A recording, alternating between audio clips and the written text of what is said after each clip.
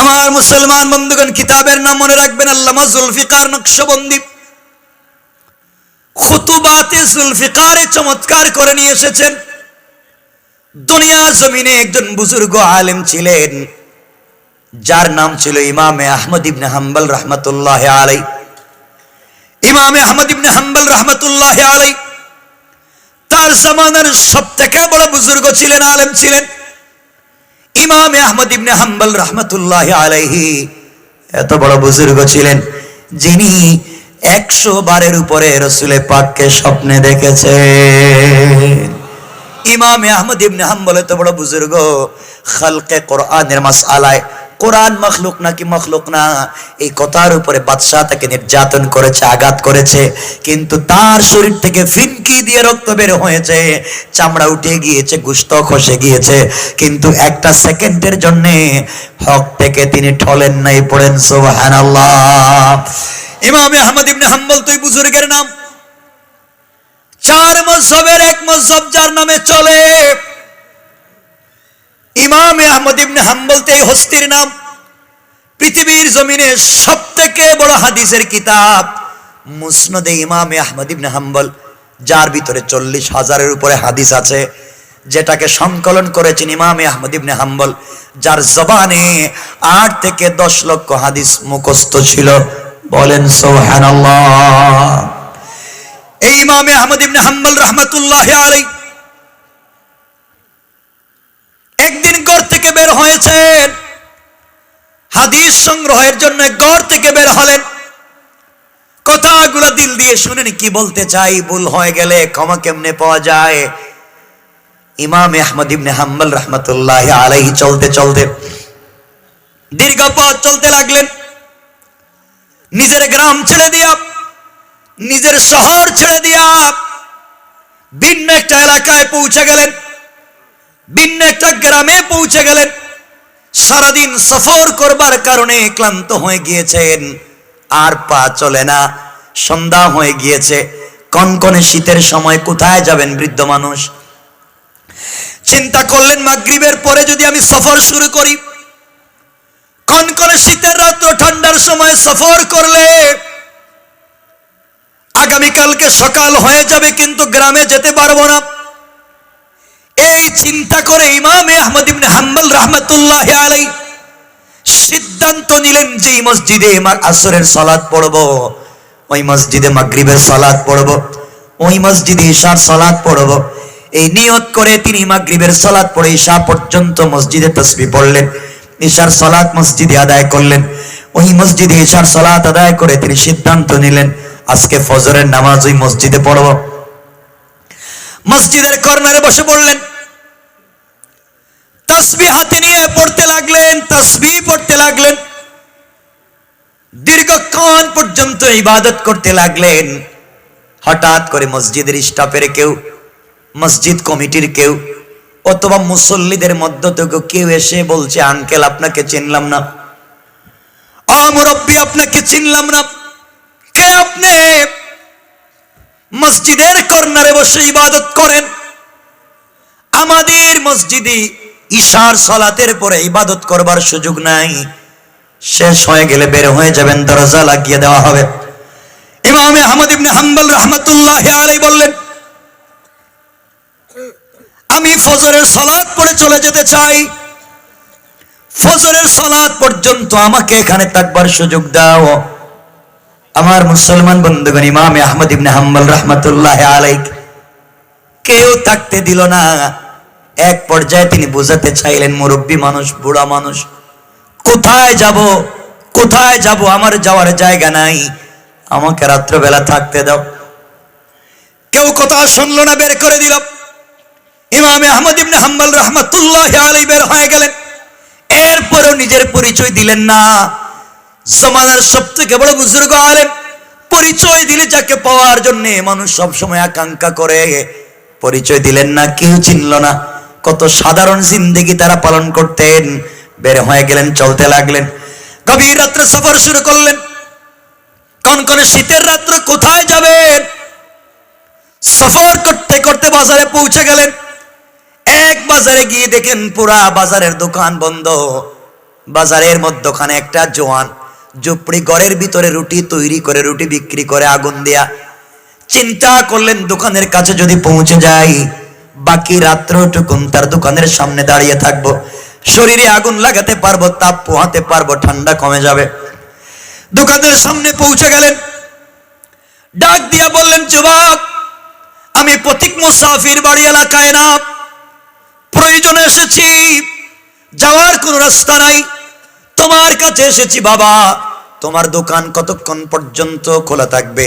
জওয়ান ডাক দিয়ে বলছে, আঙ্কেল চিনলাম না, এই বাজারের সকল দোকানের দোকান ফজর পরে কোলে সন্ধ্যার সময় বন্ধ করে দেয়, আর আমি সন্ধ্যার পরে দোকান খুলি ফজর পর্যন্ত চালাই। এই চুপড়ি করে বসে রাত্রবেলা কয়েক টাকা রুটি বিক্রি করি, এর মাধ্যমে আমার জিন্দেগি চলে যায়। পড়েন সুবহানাল্লাহ। ডাক দিয়ে বললেন, জওয়ান রে, আমি কি তোমার দোকানের সামনে দাঁড়িয়ে থাকতে পারবো? জওয়ান ডাক দিয়ে বলছে, আঙ্কেল না, বৃদ্ধ মানুষ, কান করে শীতের রাত্র আপনি বাহিরে দাঁড়িয়ে দাঁড়িয়ে কষ্ট করবেন, হতে পারে না, আপনি আমার দোকানে আসেন, ফজর হয়ে গেলে, আসান হয়ে গেলে আমিও চলে যাব, আপনিও চলে যাবেন। ইমামে আহমদ ইবনে হাম্বল রাহমাতুল্লাহ আলাইহি জওয়ানের দোকানের ভিতরে ঢুকে বললেন, দোকানের ভিতরে যাওয়ার পরে নিজেকে সামলিয়ে রাখতে পারলেন না। আজীব কারবার, আশ্চর্য ঘটনা, আর নিজেকে সামলিয়ে রাখতে পারলেন না।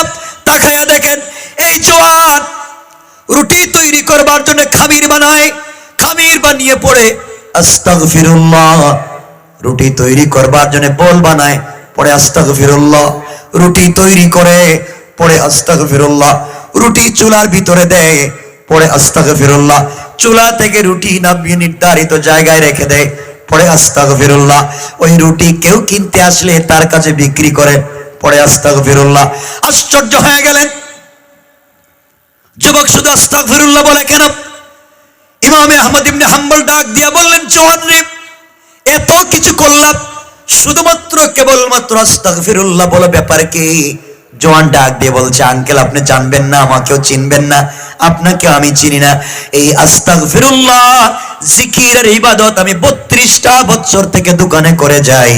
32টা বছরে আমার আল্লাহ আমাকে যা দিয়েছে, আমার মন বলছে এই পৃথিবীর অন্য কোন মানুষ তা পায় না। আল্লাহু আকবার বলেন। আলোচনা লম্বা হয়ে যাবে, অনেক দূরে চলে যাবে, হুজুর চলে এসেছেন, আর লম্বা করতে চাই না, লম্বা হয়ে গেলে আপনাদের কষ্ট হবে। ইমামে আহমদ ইবনে হাম্বল রাহমাতুল্লাহ আলাইহি বললেন, জওয়ান জানতে চাই কি হয়েছে, আস্তাগফিরুল্লাহর মাধ্যমে কি পেয়েছ? আল্লামা জুলফিকার নকশবন্দি খুতবাতে জুলফিকারে লিখেন, জওয়ান ডাক দিয়া বলছে, আঙ্কেল আপনাকে চিনি না, 32টা বছর থেকে দোকানে রুটি বানাই, আস্তাগফিরুল্লাহ পড়ি, এর কারণ হলো রুটি তো হাত দিয়ে তৈরি করি, কারো রুটি বড় হয়ে যায়, কারো রুটি ছোট হয়ে যায়, আমার হাতে আটা ময়দা লেগে যায়, কারো রুটি হালকা কাঁচা থেকে যায়, কারো রুটি হালকা সিদ্ধ হয়ে যায়, সবাইকে সমান দিতে পারি না, কিন্তু টাকা সবার কাছ থেকে সমান নেই, এই জন্য আস্তাগফিরুল্লাহ আস্তাগফিরুল্লাহ বলি, আল্লাহ যেন আমাকে ক্ষমা করে দেয়, কিয়ামতের দিন যেন নাজাত দিয়া দেয়। ইমামে আহমদ ইবনে হাম্বল বললেন, কি পেয়েছো? যুবক ডাক দিয়ে বলছে, আঙ্কেল বারবার জিজ্ঞাসা করছেন, তাহলে শুনেন, আস্তাগফিরুল্লাহ আস্তাগফিরুল্লাহ বলে কি পেয়েছি? এক নাম্বার, 32টা বছর থেকে ঝুপড়ি করে রুটি বিক্রি করি, এই বিক্রি করবার সময় আস্তাগফিরুল্লাহ পড়ি, 32টা বছরে আমার আল্লাহ আমার বডিতে জ্বর সর্দি কাশির মতো সাধারণ কোন রোগ দেয় না।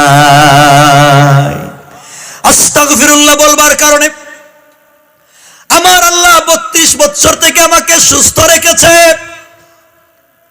আমার হায়াতে বারাকা দিয়েছে। ও আঙ্কেল, আস্তাগফিরুল্লাহ বলবার কারণে আমি চুপড়ি করে গভীর রজনীতে কয়েক টাকা রুটি বিক্রি করি, ওই টাকা দিয়া 50 জনের বেশি ফ্যামিলির সদস্য আমার, তাদের খাবারের ব্যবস্থা করি, কয়েক টাকা রুটি বিক্রি করি, ওই টাকা দিয়ে 50 জনের বেশি ফ্যামিলির সদস্যদেরকে চালাই, এলাকার গরিব মানুষকে দান করি, মসজিদ মাদ্রাসা দান করি, এতিমখানায় দান করি, গরিবদেরকে দান করি। এত দান খায়রাত করবার পরেও আমি মাস শেষে দেখা যায় আমার পকেটের টাকা শেষ হয়ে যায় না। আল্লাহু আকবার বলেন। হুজুর আমার রিজিকে বরকত হয়ে গিয়েছে। ইমামে আহমদ ইবনে হাম্বল বললেন, জওয়ান রে, হায়াতে বারাকা পেয়েছ, শরীরে সুস্থতা পেয়েছ, রিজিকে বারাকা পেয়েছ, আর কি পেয়েছ? যুবক ডাক দিয়ে বলছে, আঙ্কেল আর কি পেয়েছি আপনি আশ্চর্য হয়ে যাবেন।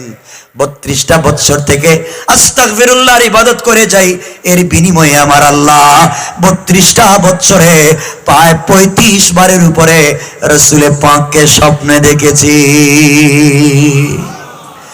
ইমামে আহমদ ইবনে হাম্বল সামনে রাখতে বললেন না, নিজেকে দাঁড়িয়ে গেলেন আর বললেন, জওয়ান আর কি পেয়েছ? জওয়ান ডাক দিয়ে বলছে, আঙ্কেল আরো আশ্চর্য ঘটনা আছে।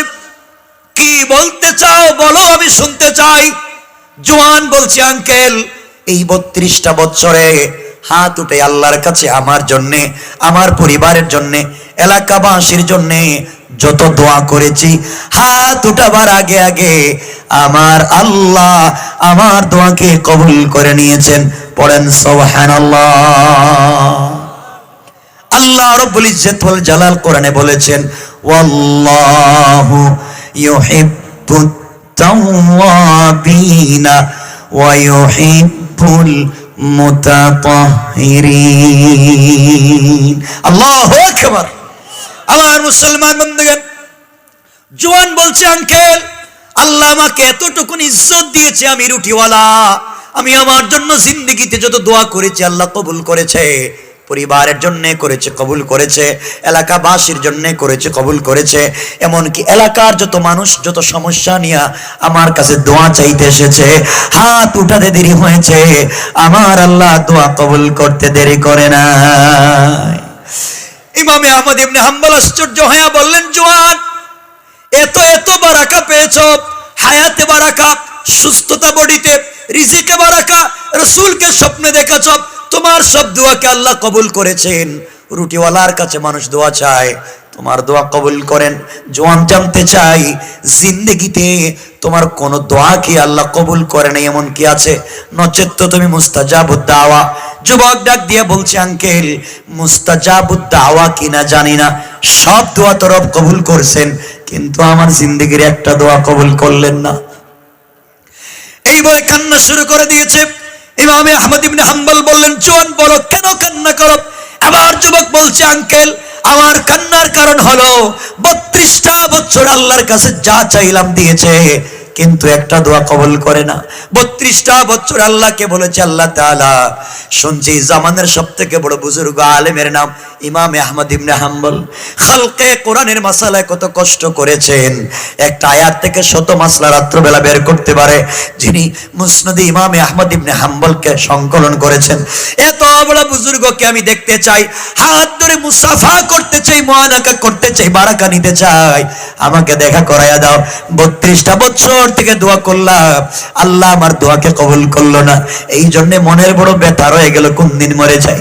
ইমামে আহমদ ইবনে হাম্বল আর সামনে রাখতে পারলেন না, যুবককে জড়াইয়া কপালে চুম্বন করে বললেন, বাবারে, ও বাবা।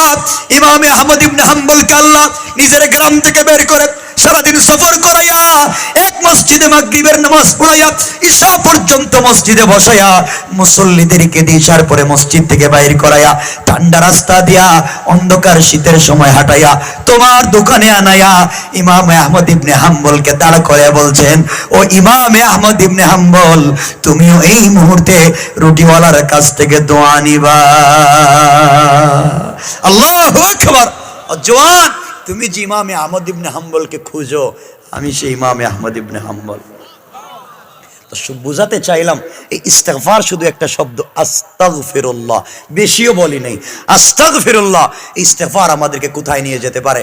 এজন্য বাবা, আমি আর লম্বা করতে চাই না। কারো বুদ্ধি যদি আপনার আলিম ওলামার বিরোধিতা করে থাকেন, মাদারিস মাসাজিদের বিরোধিতা করে থাকেন, আল্লাহর সৃষ্টি মানুষকে মাটি থেকে বিশ্বাস না করে, সলসলিম মিন হামাইম মাসনুন, মাটি থেকে সৃষ্টি হয়েছে বিশ্বাস না করে ভিন্ন ভিন্ন কোন বিশ্বাস ভিতরে লালন করেন, আজকে তাওবা করে ইস্তেগফার পড়েন।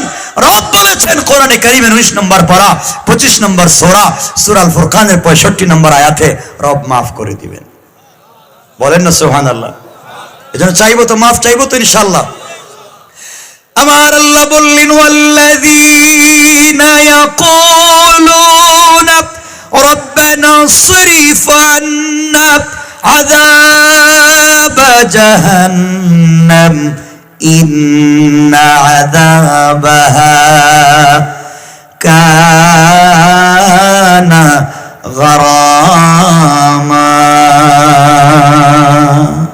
আল্লাহ বললেন বান্দারে, সাকারাত শুরু হয়ে যাওয়ার আগে, গারগারা শুরু হয়ে যাওয়ার আগে, আজরাইল চলে আসার আগে তওবা যদি করতে পারো, আমি আল্লাহ তোমার গোটা জিন্দেগির গুনাহগুলোকে মাফ করে জান্নাতি বলে ফয়সালা করে দিতে আমি আল্লাহর 1 মিনিটও দেরি হবে না। পড়েন সুবহানাল্লাহ, আল্লাহু আকবার। আমার জন্য দোয়া, আপনাদের জন্য দিল থেকে দোয়া, আল্লাহ পাক যেন